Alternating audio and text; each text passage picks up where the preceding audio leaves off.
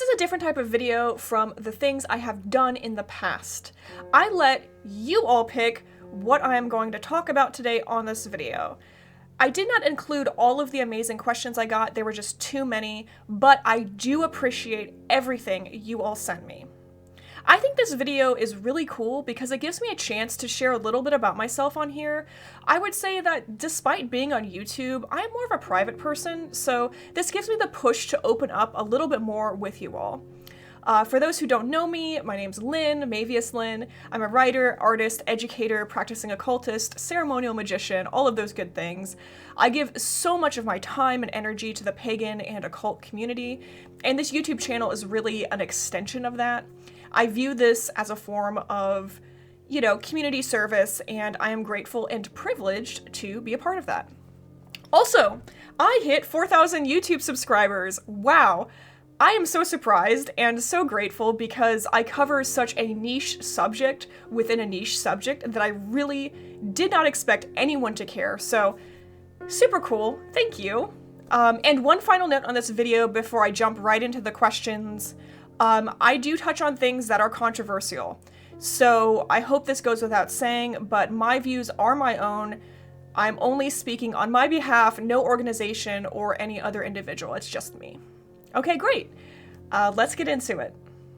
Okay, first question. Oh, and before I read that out, just a quick side note. I know some of you did give me permission to use your name in the questions, but I just took the liberty to blank everyone's name out for your privacy, because what happens one day in the future if you're like, oh no, I don't want to be associated with Thelema, I don't want my name on the internet, and then I have to go back and delete this video. So I just blanked everyone's name out. So for better or worse, that's why that is the way it is. So question 1, is initiation necessary in becoming a Thelemite? Can you be one without being a member of the OTO? Yes, absolutely. You can be a Thelemite without joining the OTO, and initiation is not necessary in being a Thelemite. So what is the OTO? OTO, or Ordo Templi Orientis, is a fraternal organization. It's a magical fraternity. And it does offer things like initiation, group ritual, other experiences, which can be really helpful for your personal development. But quite frankly, it's not for everyone, and it's not necessary. So unlike other traditions that you do have to be initiated into them, Thelema is not one of them. And I really let me just back up. So there's an ongoing debate as to what are the qualifications of being a Thelemite. And I really liked what Grandmaster Sabazius said, and I'm going to paraphrase off the top of my head. So he said that being a Thelemite is someone who accepts the Book of the Law, and whatever that means to them, and obviously that can mean different things depending on your interpretation of the Book of the Law, which are valid, and someone who seeks to know and do their will. So those combination of things make you a Thelemite. Notice in that definition, even coming from Grandmaster Sabazius, there's nothing about the OTO, there's nothing about, being initiated. Really, that fraternal initiation stuff is just a value add if you want it. So, good question. All right, question number 2. Did you think Strange Angel was cheesy at all? There was a lot of cutting. Yes. So for those who don't know, Strange Angel was a TV show all about Jack Parsons. Unfortunately, the show was not historically accurate or magically accurate to Thelema. It was very dramatized, and I think my personal opinion of Strange Angel was I really enjoyed the acting and the costumes. I'm a big costume person. It was really well done. But so much for the plot, the accuracy, not so much. So cheesy, sure. Not the best representation of Thelema and the OTO, yeah, and not the best representation of the history of science as well. So I think Strange Angel's fun, but it's not something to take seriously for sure. Question number 3. What are your thoughts on AA and OTO? Do we need to be a part of them to be a Thelemite? This question follows up with question number 1 pretty nicely because it is a continuation of this idea of what does it mean to be a Thelemite. And Both of these organizations are Thelemic organizations. The AA is the magical teaching order that was established by Aleister Crowley. So you get one-on-one teaching, learning opportunities within the AA, while the OTO is a more Masonic, fraternal magical order. So they are different organizations, and for people, they can be really helpful. So for me personally, I think the system of the AA, and I do like OTO as well, and I believe the system of the AA is incredibly useful, and I do believe in it. Now, I guess I'll get into my personal AA experiences later on in this video, very vaguely, but, you know, just because I had a bad experience doesn't mean I don't believe in the system, and I don't believe in a lot of the individuals and the different AA lineages. I think there are some fantastic choices out there for AA lineages and personal instruction. Of course, I recommend, if you are interested in doing the AA, make sure you go through a reputable website and approach the order that way. Don't go off of some random individual offering instruction. Go through the actual website. And, you know, just like the OTO, you don't have to be a part of the AA to be a Thelemite, and you don't have to join the OTO to be a Thelemite. Being a solo practitioner is absolutely valid, and you know what else is also valid? Doing the AA work on your own. Aleister Crowley said himself that you can go forth and just do the AA work. You don't have to join the AA itself. So there's a lot of options out there and a lot of things to explore depending on your needs and wants and preferences and what you need to be successful in your studies. So there's help there if you want it. If not, that's fine too. Question number 4. Can you suggest some readings about writing a magical diary? Yes, absolutely. Thank you for this. I think that the magical diary is such an important part of being a magical practitioner and Thelemite and ceremonial magician and witch, whatever you want to call the magical diary, a book of shadows, all of that stuff. I think that, you know, we do employ the method of science to what we do, and that record of how successful we are in the magic helps us see trends, helps us make predictions, helps us understand better not only ourselves, but our effect on those around us, our effect on the world, and the effect of our work. So I can't stress the magical diary enough. And yes, in terms of suggested readings, I'm going to suggest exploring Aleister Crowley's work. There is a fantastic compilation and collection of his writings. I don't have it pulled up, but I will put it down in the description. It's like the writings of Aleister Crowley in the Magical Diary, and it was compiled by James Wasserman and Dan Gunther. So that's just a great little compilation of all about Crowley and the Magical Diary. And I also have some other books that aren't Thelemic that I also really like, including Gabriela's book. I think she has like a tarot magical diary that I recommend that I like, and all of that is down in the description for those books. Yeah, I hope it serves you well, and I hope you feel inspired to do a magical diary, whatever that looks like for you. Okay, question number 5. I think this one's an interesting question, and I'm glad this person asked this. So, number 5. Quickest route for a new student to meet entities through ritual magic. So I was talking about this with another person, and it was interesting because my experience is different from other people's, but I would say the quickest route, which it was for me, for meeting just random entities, was actually through astral work and dream work. I feel like when I just sort of, I was doing more astral work and exploring that realm, it was just chocked full of entities. In quotes, because I know my viewers are going to consider entities different things, and that's okay. I'm not here to tell you what to think. But yeah, I had a lot of encounters very quickly with astral work as well as dream work. So I've heard that's not the case with everyone, but that's what I have to say on that subject. Okay, number 6. In the instructions for Liber Resh, it says to assume the god form of whom thou adorest. How do?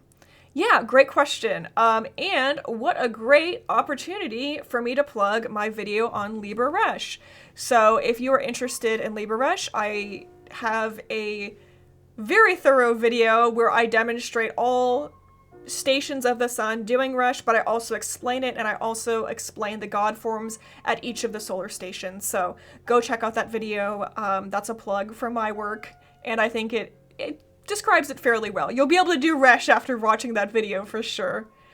Especially for people who are visual learners. I just want to say that not everyone learns the same way, and there's no shame in that.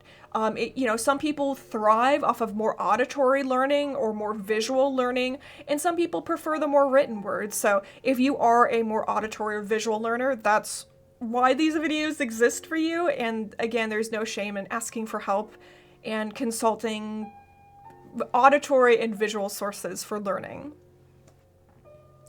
Okay, great. Question number 7. When delving into Crowley's work, which ones would you recommend reading first? Wonderful. Thank you for asking this question.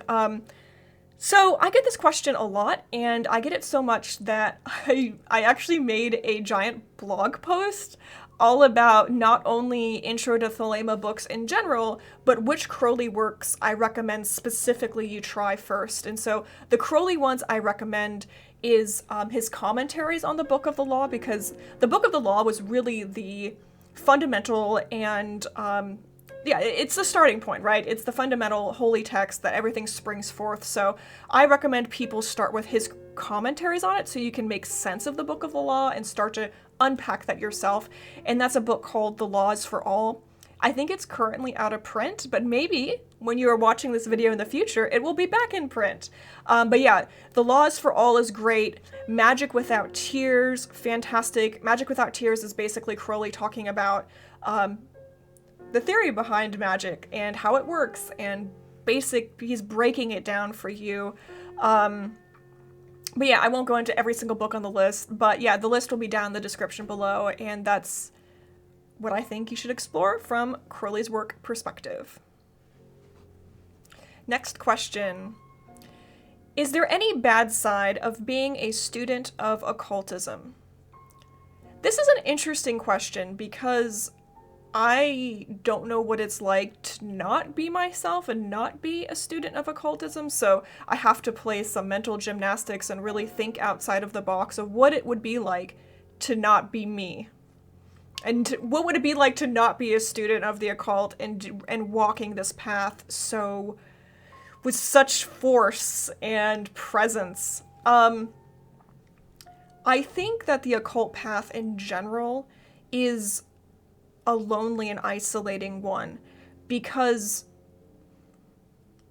depending on what culture you're from and what circumstances you're from and what family you're from, that's going to mean something different. And there are obviously families that are more occult orientated or more pagan orientated. There's generations of witches now, and families of witches. So there are situations where this doesn't apply, but speaking to the vast majority of us, we're the first one in the family to really delve into this path and explore it. And that's incredibly isolating because, for example, even within the occult community, I do feel at times quite isolated, that I can't share my experiences, how I view the world, how I view my work, how I view magic, how I view simply the nature of the divine. And part of that comes from personal gnosis and our personal experiences. How do I communicate to others simply the act of living and what I have experienced and felt when there are no words to express what that is? You can't. But even we, as magicians, we develop these symbol sets that help us communicate to one another. And I can communicate to other people within perhaps the Golden Dawn tradition. I can say things that will know what I mean. I can communicate to other Thelemites, but there's often huge gulfs between different traditions. And don't even get me started about trying to communicate to someone who's, a mainline evangelical Christian. Completely out of question. Not even, unless they're really open-minded and well-read, it's just not going to happen. That communication is going to break down. And part of that has to do with the language by which, in the jargon, we communicate to each other and what that means. And so people from my own path, at least I have symbols to kind of communicate stuff. But it is kind of isolating because, again, just take, for example, the number 666. that means something very specific to me. And if I said that to another Golden Dawn person or like Thelemite, they'd be like, oh yeah, it's 6, the number associated with the sun, 666, that's a solar number. That makes sense to me. But like, you communicate that to even other occultists, like, oh, 666, that's the sign of the devil. And certainly Christians, right? And people who've been exposed to occult horror movies. And that's just one example, but like when your whole system of symbols and experiences is so vastly different and vulnerable to misinterpretation, that's isolating and lonely, and there's no other way to put that. So then I was thinking about the condition of loneliness and what that means to be a human, and quite frankly, loneliness and isolation isn't just a symptom of the occult, although perhaps they manifest within this path in a specific way. I think ultimately it's a condition of being human. And my mind wanders back to one of my favorite books by Joseph Conrad, Heart of Darkness, and in it, I'm going to pull this quote off of the top of my head, so it might not be absolutely perfect, but there's a great quote all about the subject of loneliness, which is, "No, it is impossible to convey the life sensation of any given epoch of one's existence, that which makes its truth, its meaning, its subtle and penetrating essence. We live as we dream, alone." And I think that's it, right? We live as we dream alone, so perhaps the occult path exacerbates that loneliness and isolation, perhaps it doesn't. Who knows? But those are my musings on that question. We're on question 9 now. Is low magic valid in Thelemic practice? Unless, of course, it's path to your true will. Yeah, absolutely. I do believe that these terms, high magic versus low magic, are useful to some people, and they're useful at communicating things, but these are fuzzy, right? People often define these terms that, like, the goal of, low magic is for material gain. Like, you might do a money magic spell or an abundance spell or whatever. But then you ask yourself, why are you doing an abundance work to get more money or resources? Well, to live, we have, in order to do the high magic, we have to address other needs first. So in some ways, the low magic paves a path for us to be able to do high magic. And you can use high magic for low magic means. Again, these categories are not distinctly different. So yeah, it's absolutely valid. And Milo DuQuette actually wrote a book on low magic, so do go check that out. I think it's literally called Low Magic by Milo DuQuette, and it was published by Llewellyn, so awesome. Highly recommend that book. He likes it too. Question number 10. Is this type of magic a big part of Thelema or not really? All right, so I had to censor a word out here. You could use your imagination about what this means. I'm scared of getting demonetized by YouTube because then all my tiny user base will become non-existent, and then there's no point of making videos if literally no one sees them. No, so this type of magic is actually not a big part of Thelema. Believe it or not, surprise! In my opinion, I would say that breathing techniques, meditation, yoga are way more important than this type of magic. This type of magic is a technique you could probably get away with never doing, in fact. It's just one of those tools in your toolbox. And I think the reason people get really excited about this and talk a lot about it is because it's alluring, right? It's a fun topic. Who doesn't love this? Well, it's not everyone, but you know what I mean. It's almost universally loved as a topic and something to explore. So yeah, I think it gets bumped to the forefront of conversations and coverage, but ultimately, at the end of the day, it's not too important. Question 11. Can you be an atheist and a Thelemite at the same time? Yes, absolutely. You can be an atheist, you can be an agnostic, you can be a polytheist, you can be any number of things. This is really about your path and how you interpret it. If you do take on this path as an atheist, just know you will not be alone. There seems to be a heavy influence in our consciousness on social media in polytheism, which polytheism is absolutely valid as well, but it is not the end-all be-all, so just know that how you're interpreting these texts is all about you and your personal journey. Question 12. I plan to join my local OTO section. What would you suggest to consider before making this step? Awesome, that's exciting. You are considering joining the OTO, or checking it out, or whatever you plan to do.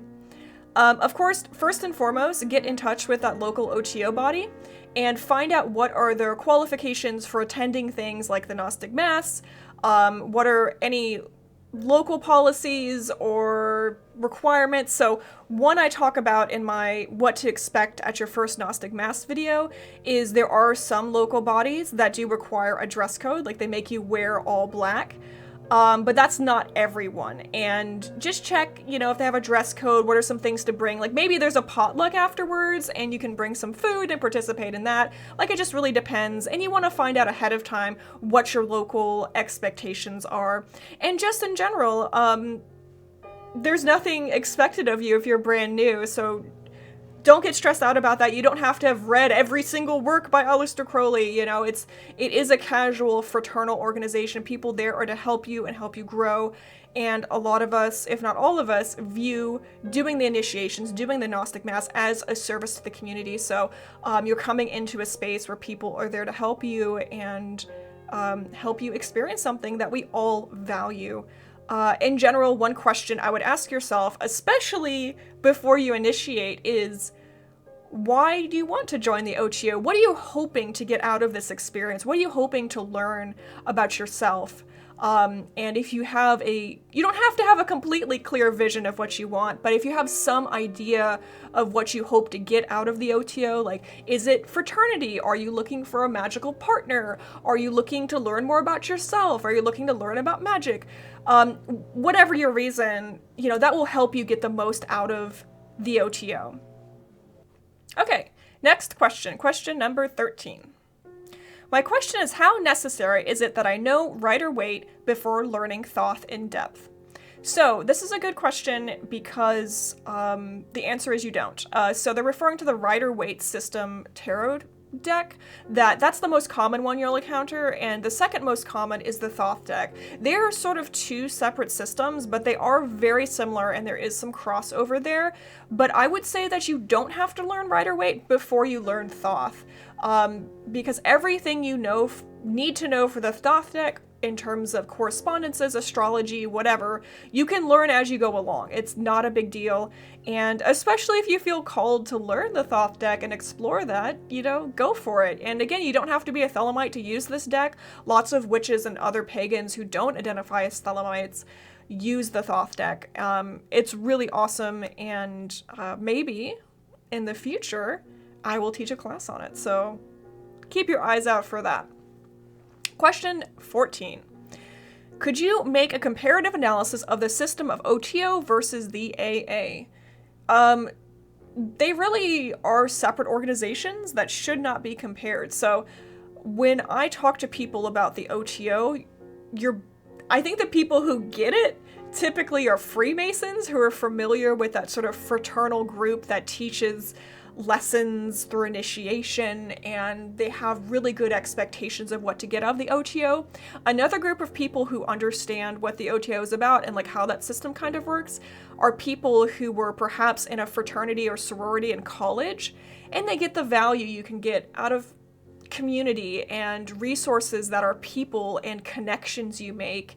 That's a huge part of OTO is, again, you're going to get out of it what you put in terms of the community and the human resources that are a part of it, I guess I would say. So yeah, expect a magical fraternity. That's what's going to happen in a Masonic style initiation structure. The AA, however, is sort of a fast-tracked learning organization. I mentioned this before, so you'll have a one-on-one teacher. You will not have just social things that you'll attend. That's not a part of the AA, whereas the OTO is more social. You can expect sometimes potlucks and coffee meetups or whatever, or group rituals, there's more of that community happening at OTO, whereas AA is specifically for the learning of magic. So if you want community and like fraternity, OTO, if you're more interested in the more hyper-focused, faster-paced learning of magic and thelemic magic, the AA is a great choice for you. You can do both or either or neither. And you can also study the AA stuff on your own, which I already mentioned. 15. This question This is going to be controversial, and I want you to know ahead of time. I'm not calling anyone out, but I am speaking from the heart here.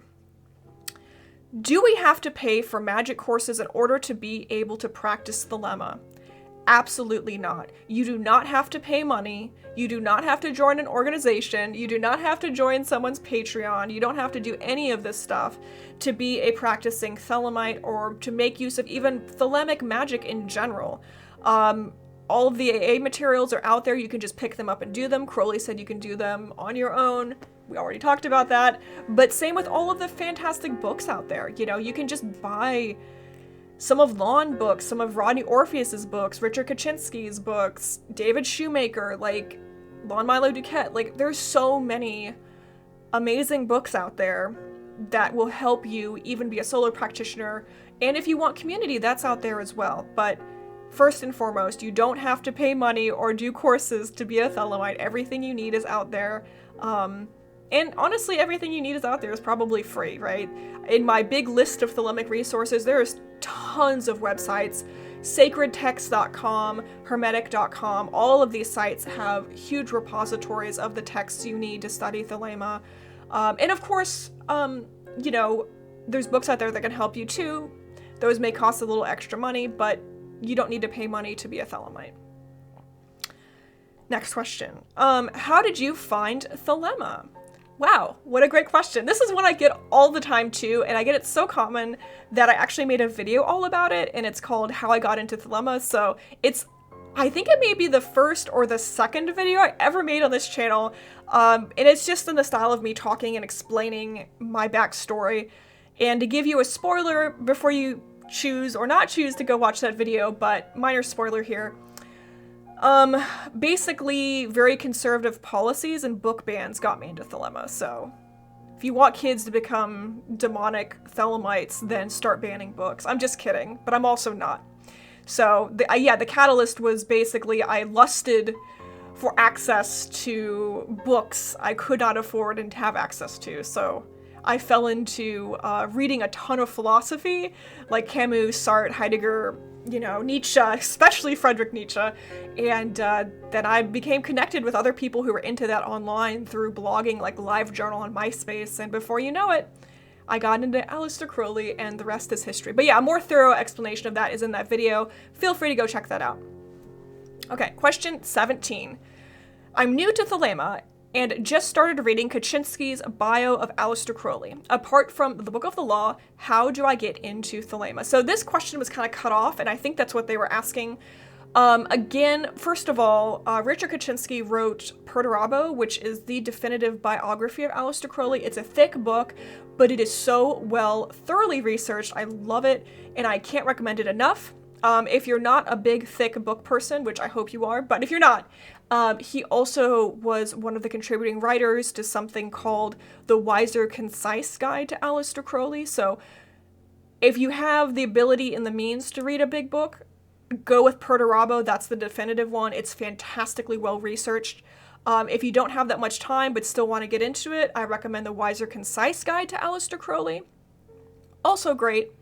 And then, of course, you might want to pick up a book once you have that under your belt that goes into the actual practice and helps you through that. So, Rodney Orpheus's The Grimoire of Aleister Crowley, Living Thelema by David Shoemaker, you know, tons of books by Lon Milo DuQuette, like Chicken Kabbalah, like all of those are great. All of them are on my list, and go check out the list in the description. So, yeah, I put together both books by Aleister Crowley and books by other authors that will really help give you the springboard to study further.